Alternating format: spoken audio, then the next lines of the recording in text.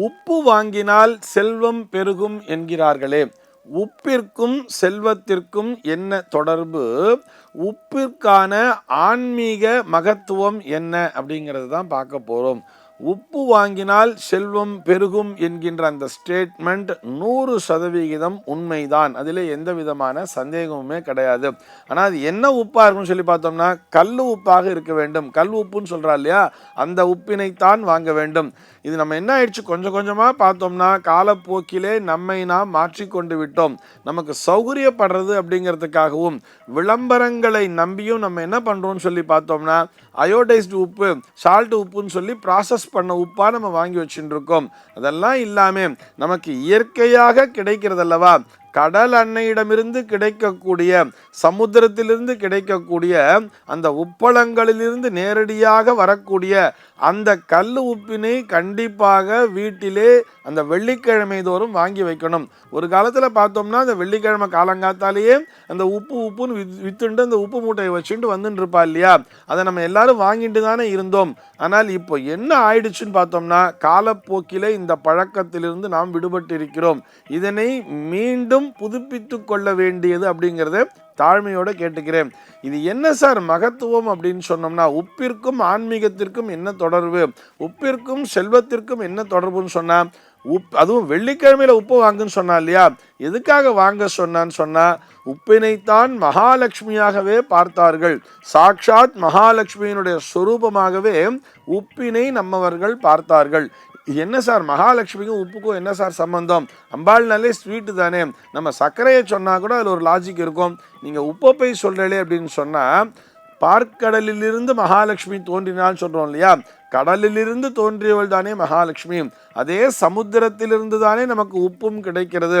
அந்த மகாலட்சுமியோடு சேர்ந்து தானே காமதேனு வெளியில் வந்ததுன்னு சொல்கிறோம், ஐராவதம் வெளியில் வந்ததுன்னு சொல்கிறோம், அமிர்தகுடம் வெளியில் வந்ததுன்னு சொல்கிறோம். அப்படி இந்த உப்பும் அதே சமுத்திரத்திலிருந்து கிடைப்பதால் இது மகாலட்சுமியினுடைய அம்சமாகவே பார்க்கப்படுகிறது.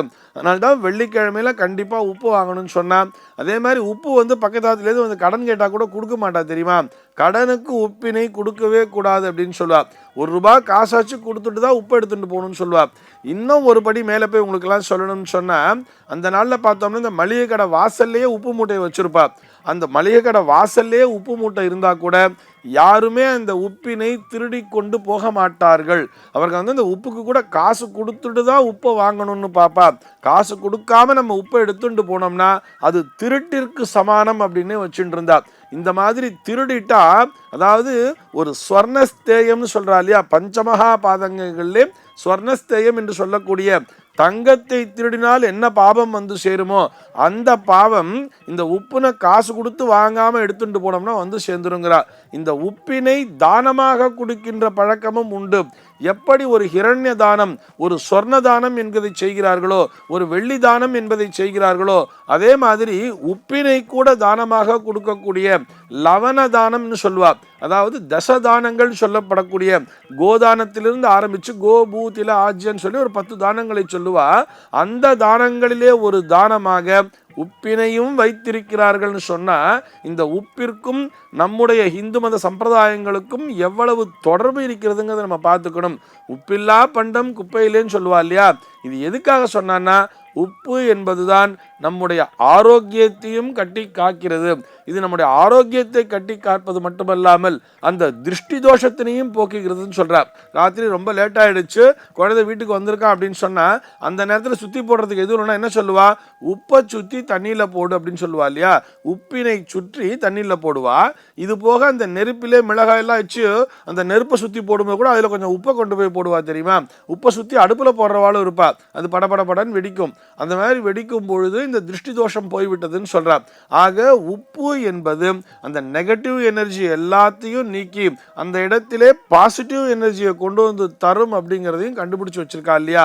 ஆக நாம் என்ன செய்யணும் அப்படின்னு சொன்னா, கண்டிப்பாக வெள்ளிக்கிழமை தோறும் ஒரு 10 ரூபாய்க்காச்சும் உப்பை வாங்கி வச்சுடணும். கொஞ்சமா ஒரு கல் உப்பு வாங்கி வைக்கிறதுனால நம்ம என்ன குறைஞ்சு போயிட போறோம்? சார் நாங்க வீட்டுல 2 பேர் தான் இருக்கோம், நாங்க இந்த மாதிரி வாங்கிண்டே வந்தோம், அது பாட்டி சேர்ந்துட்டே போறது, நான் என்ன சார் பண்றதுன்னு கேட்டா, நிறைய அன்னதான கூடங்கள்லாம் இருக்கு இல்லையா, அங்க கொண்டு போய் கொடுத்துருங்களேன். உப்பை தானமாக தரலாம்னு சொல்லியிருக்கோம் இல்லையா, இந்த மாதிரி உப்பை கொண்டு போய் நீங்க அந்த அன்னதான கூடங்களிலே கொடுக்கும் பொழுது நாம் செய்கின்ற அந்த பாவங்களுக்கான ஒரு பிராயச்சித்தமாகவும் அது அமைஞ்சிடும் தானே.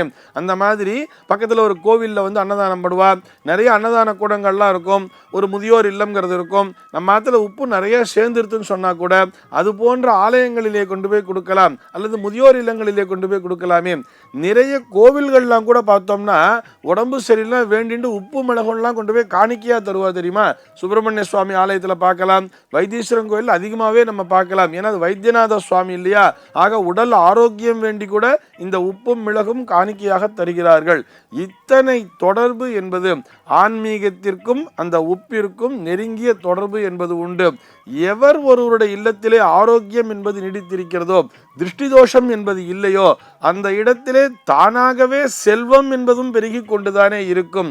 ஆக மகாலட்சுமியினுடைய அம்சமாகவே இந்த உப்பு என்பது பார்க்கப்படுவதால் தான் உப்பு வாங்கி வச்சா வீட்டில் செல்வம் பெருகும் அப்படிங்கிற அந்த சாஸ்திரத்தை நம்முடைய பெரியோர்கள் நமக்கு சொல்லி தந்திருக்கிறார்கள்.